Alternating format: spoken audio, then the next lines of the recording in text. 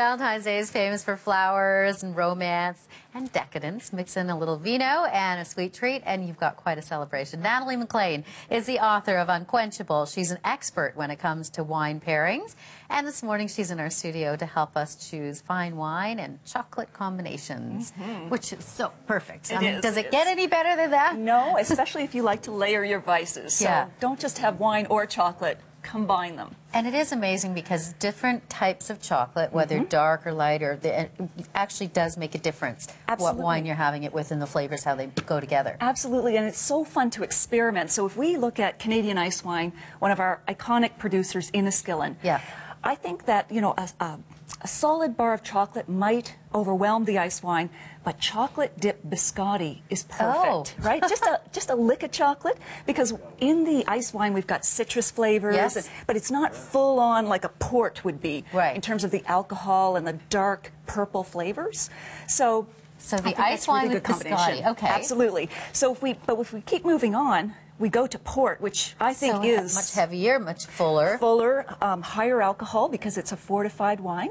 So it will almost melt the chocolate in your mouth. So you get that mouth coating texture. And it's not going to overpower? No. The rule with desserts, all desserts, including chocolate, is make sure that the wine is sweeter than the dessert. Oh, okay. Okay. Or the wine will taste bitter by comparison. So with port, you've got that extra degree of sweetness, the extra degree of alcohol, so it can really stand up to the flavors of chocolate. So what kind of chocolate with that then? I would go with dark chocolate, almost a bitter chocolate would be just lovely. We've got Amarone, which is a dry, full-bodied red wine from Italy. I've chosen the Masi.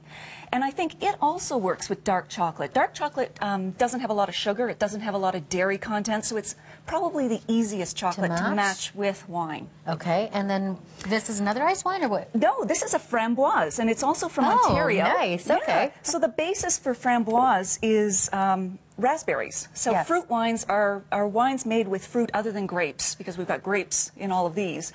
This is raspberries, and so you can imagine it goes well with any chocolate dessert that combines fruit, like a raspberry or a strawberry. Is it, because I don't know Framboise, is it thick like an ice wine? Is it?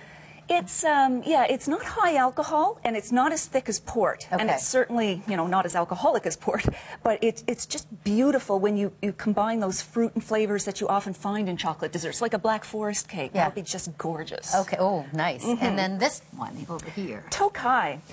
This comes from Hungary, and what I like about Tokaji is it has sort of a buttery velvet texture and flavor, and so it goes beautifully with milk chocolate. Milk chocolate is harder to match with wine because you've got the higher dairy content, it's sweeter, so it's tougher on wine. But if you get a wine that has those textures and flavors, that buttery richness, you've got a killing me softly combination. So this is really, I mean, this is your dessert. I mean, but the reason why people want dessert in the first place is because they really have that sweet tooth. They want to have something after a meal. So you could serve just different types of chocolate with a wine, and the wine would be your dessert wine.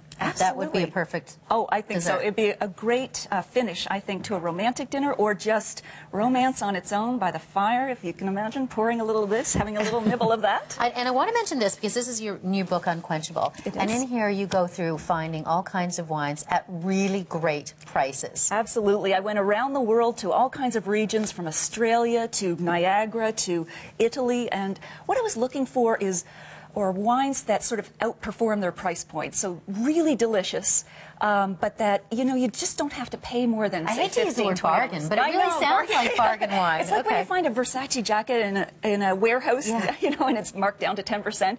You can find great quality and you don't have to overpay for it. Natalie, thank you so much. Happy Valentine's. Happy Valentine's Day, and I've put more matches on my site at Natalie MacLean. And we're going to have that as well. We've posted Natalie's chocolate and wine pairings online.